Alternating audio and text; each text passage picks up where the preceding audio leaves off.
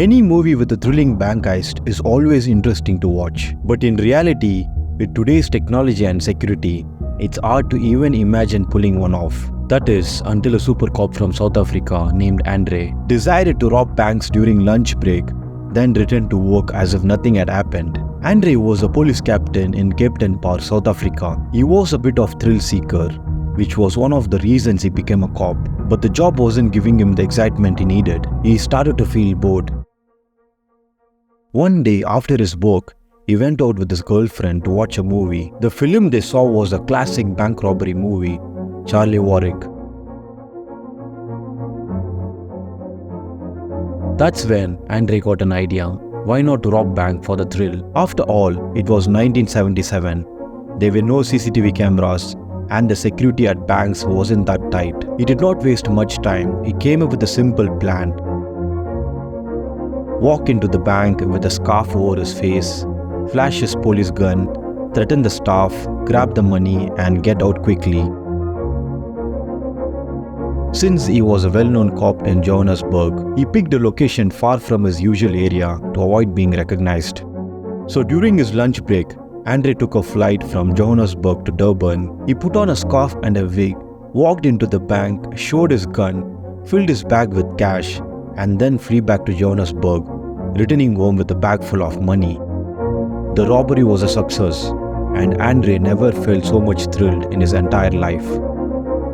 It wasn't just the money he liked, it was the adrenaline rush of not getting caught. So he decided to do it again and again and again. Feeling unstoppable at a point of time, he even started robbing banks in his own city, Johannesburg, yet nothing seemed to stop him. Over the next 2 years, Andre robbed nearly 30 banks using the same simple technique. But one night, things began to follow. Andre was out drinking at a party organized by the government, and since he was a cop, he got invited. Feeling a bit too confident, he started bragging to one of his friends about all the bank heists he had pulled off over the past 2 years without getting caught. His friend, terrified of being involved, couldn't keep the secret for long, worried he might get caught along with Andre. He immediately went and told to his supervisor, who also happened to be a cop. Now a team of officers started tracking Andre's every move, waiting for the right moment to catch him in the act and gather solid evidence for court. A few days later, Andre followed his usual routine. He flew to Durban, robbed the bank and came out with a bag full of cash. But this time, the cops were waiting for him at the airport.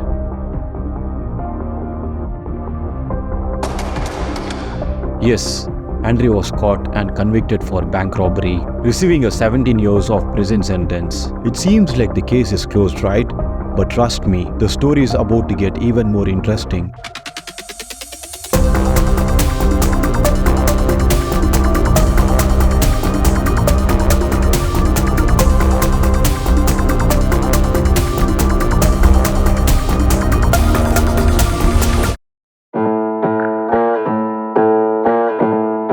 Andre was sent to one of the toughest prisons in South Africa, with maximum security and round-the-clock surveillance. As his life began to slow down in prison, he wasn't ready to accept his fate or spend 17 years in prison locked down, so he started planning his escape. But this time, he wasn't going to execute the plan alone. During his time in prison, Andre made 2 friends, Mekal and Ale, who became part of his prison break plan.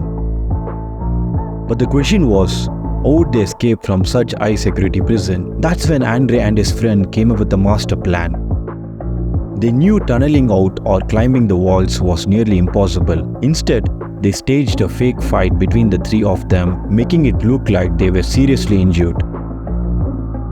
The plan worked like a charm. The prison guards rushed them to a local clinic for treatment. Once they reached, they waited for the perfect moment, grabbed a police officer's gun, threatened the guards and escaped the clinic using the doctor's car. It was a brilliantly executed prison break. Now Andre and his friends were wanted nationwide. They strategically planned different safe houses and kept moving locations, making it nearly impossible for the cops to track them down. With the 3 of them now on the run, they needed money to survive. Obviously, they couldn't get regular jobs as the most wanted criminals in the country. That's when Andre decided to go back to his usual thrill, robbing banks. This time, he pulled in his 2 friends to form a team. Their plan was simple but effective. Ale would wait outside as a lookout, while Andre and McCall went inside the bank, took the money and fled the scene in their getaway van. The team became incredibly good at what they did. They kept robbing bank after bank without getting caught. But they didn't just stop there. The three started mocking the cops by pulling off each heist in themed costumes and makeover, turning each heist into a movie-like performance. Their daring move became a national sensation, and soon people were cheering them on, seeing how they were mocking the cops with every successful heist. We've been robbed by understander, eh? Because of their themed heist, the people started calling them the Stander Gang.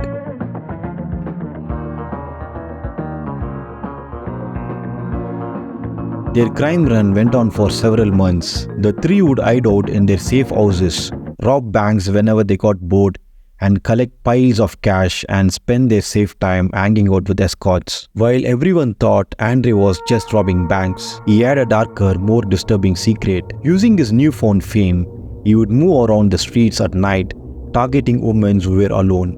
He would approach them, pretending to be a professional photographer for a modeling company. Andre would tempt these women to his safe house, convincing the women that they would be taking professional photos. But once they reached the home, he would sexually assault them. This went on for a while as many women were scared to come forward. However, a few women did file complaints, and when the police learned about this, they became furious. Immediately increased the pressure, offering a bounty for anyone who could provide tips leading to the capture of Stander Gang. With their faces all over the media and newspapers talking about the Stander Gang 24/7, they knew it was only a matter of time before getting caught. So they decided to leave South Africa and head to Florida in the US. Flying together would have raised too many red flags, so the gang came up with a new plan. However, there was a catch. The boat's official document and its owner were in the US. So one of them had to go there to sort out the paperwork. Andre took out this task, flew to Florida to execute this plan. Meanwhile, one of the escorts who had been hanging around with the gang, she went to the cops and gave them all the information about their safe houses. At around 5 a.m., the police surrounded the safe house. McCall was the only one home, but he wasn't willing to give up easily. When the police forced their way in, McCall started firing, trying to find a way to escape, but it was too late. The house was completely surrounded. Realizing there was no way out, McCall took his own life with his gun before the police could capture him. Andre in Florida had no idea about his friend's death. After recovering McCall's body, the police searched the safe house for evidence. That's when they found key clues, photos of several women, proving the sexual assault allegation against Andre was true. Among other items, they also discovered an advertisement about a sale of a boat.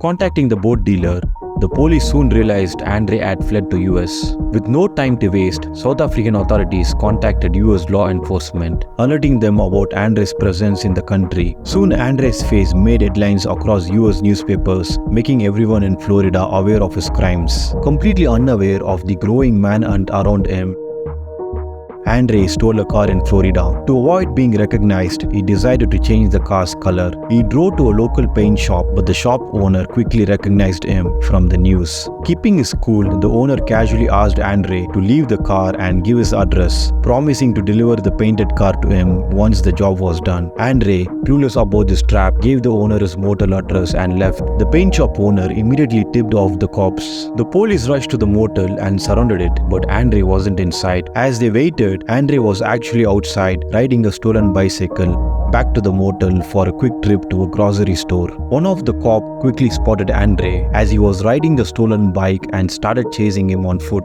Finally, the officer caught him and pointed his gun, ordering Andre to surrender. But just like his friend McCall, Andre fired back at the police. Left with no choice, the officer shot him 4 times, hitting him in the chest. Andre was killed in the shootout.